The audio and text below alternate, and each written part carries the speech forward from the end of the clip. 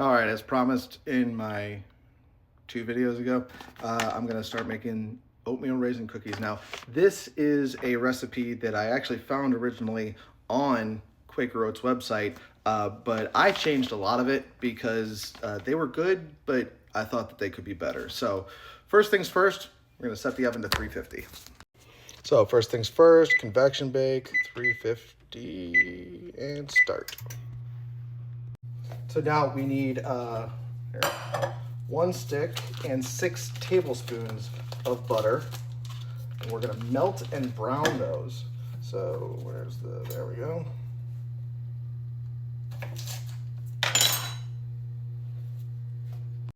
So nice enough, this has a melt setting. So I'm just gonna do that and let that sit there for a while until those are all nice and melted. While that's melting, I'm gonna go ahead and, where is it? There it is. Sift together salt, baking soda, and all-purpose flour. So we got 1.5 cups of AP flour. Just scrape that off.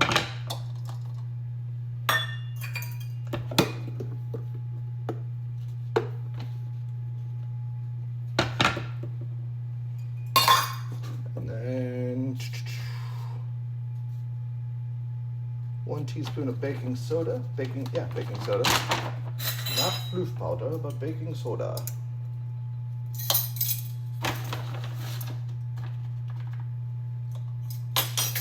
And 1/2 teaspoon of salt.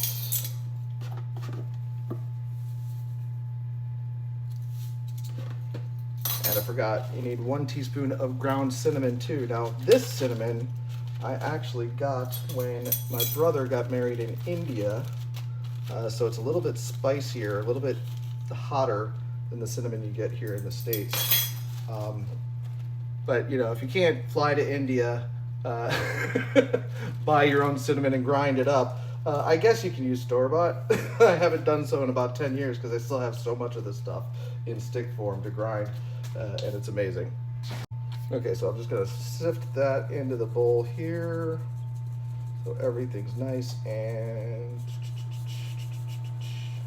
good. And also, because that is self-ground cinnamon, we got some big chunks in there that we are not going to use. So there we go. Now, since I worked in restaurants for a good portion of my youth, I am definitely of the clean as you go type. So while the butter's still melting, I'm going to put all the stuff that I don't need in the future away. Okay, the butter's mostly melted, so we're going to turn the heat up just a little past low. So like not quite to 2. Actually, let's go ahead and do it all the way to 2 so we can start browning that. While you're browning this, every once in a while, just give it a little bit of a stir to reincorporate it a little bit. It's not going to matter that much in the long run, but you know, just help it out. Okay, that's melted and ever so slightly, like just at the steam point, so we're browning. So we're going to pour that into our big bowl here. We'll get as many of the drips as we can. And we're going to take that and we're going to basically reconstitute it. So we're going to just put this on. Whoop. That didn't quite get snapped into place correctly, so there we go. Lock that. Just going to put it on low and let it go for probably about 15 or 20 minutes until it's butter again. Now, as for the kind of butter, I would typically have used like a fancier butter, you know, like Plurga or I think it's Royal or Royale, one of those, you know, a French grass-fed beef, you know, super fancy butter. But I didn't have that, and they weren't on sale recently, so I used regular old Publix butter. But yeah, these are super pretentious cookies, so use super pretentious ingredients if you want to and can. And again, since I started out in restaurants, now I'm gonna go ahead and wash the dishes while I'm waiting for that to reconstitute.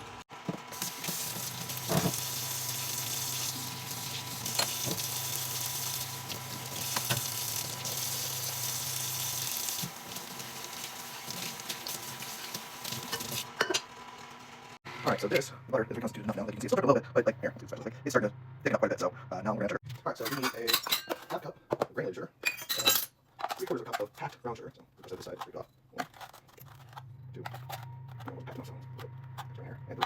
So now we'll put that back on here. All right, so I'll have the pellet attachment, and now we're going to get this stuff going and let that cream for a while. Now I've got it super high for a little bit, because I want to get as much air in that butter and sugar mix as possible. And next step is going to be to add eggs individually. 2 mixture. And let them incorporate fully before adding second egg. So there's egg 1. Now fully incorporate, so we'll go egg 2. And 1 teaspoon of vanilla extract. Use the real stuff, not the stuff made from trees. Like honestly, use whatever you can. Use like real vanilla extract, because the other stuff is made from trees. They heat up trees and extract the vanillin, which gives it a vanilla-ish flavor, but then you also get kind of a woody flavor if you pay attention. So real vanilla extract whenever possible. All right, so that's nice and like fully creamy and very airy. So we're going to slowly tap that in and let it incorporate as much as possible. And then tap it a little bit more. We're going to do that all in there. So. Okay, that's what we're all doing incorporate fully. So now we're going to add oats. We've got 3 cups of these. So again, just add one at a time and let it fully incorporate before you add the next one. And cup 2. And then we're going to add 1 cup of raisins. And let that fully incorporate as well. And just break it up a second. Pause this for a second. Put that up in here. Put this stuff down. It's all. There's some buttery goodness up here at the top. It's not getting incorporated fully. We want it all in there as much as possible. Right now, we're going to couple of sheets. We're lining with parchment paper. So. I literally just realized that I've had like so much of the last several steps on triple speed, and I can't go back and change them. Oh, shit, sorry guys. I hope it's funny at least. I hope it's funny, but here's basically what I did. So here's our cookie dough. What we did was we waited till the butter reconstituted itself well enough. Then we added the sugar in. The 1 cup of white sugar, half a cup of granulated white sugar and 3/4 of a cup of packed brown sugar. Added a teaspoon of vanilla, and maybe you can understand me, maybe you can't, but use pure vanilla extract whenever you can. If you use imitation vanilla extract, that stuff's made from trees. Like they heat up the tree and extract vanillin. So it's got kind of a oaky or woody taste to it. Then we added the eggs in 1 at a time and let them fully incorporate. Then we added the oats in, 3 cups of oats, 1 cup at a time. Let each of those incorporate it before you added the next one, and then 1 cup of raisins. And now we're going to put all that on a parchment-lined baking sheets.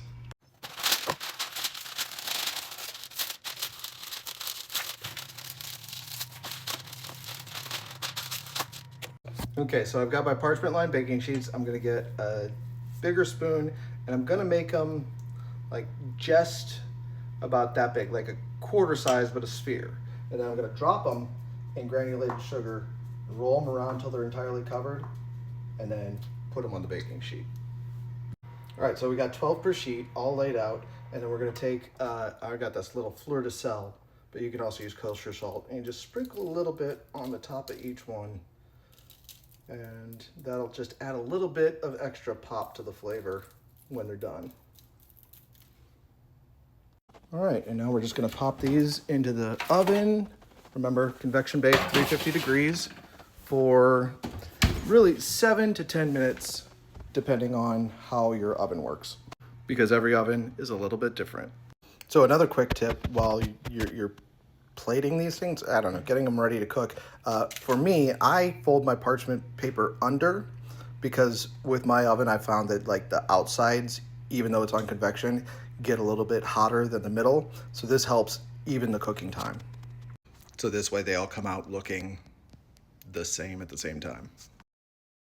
With my oven, it's been about 9 minutes, and these are just perfect. So see, nice and toasty brown just on the top and on the outside a little bit.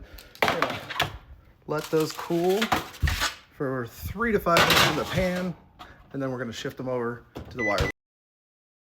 That's how you make the most pretentious oatmeal raisin cookies you possibly can. If you've made them well, then the outside's gonna be kind of hard and crunchy, and the inside's still gonna be soft and gooey. So, good stuff.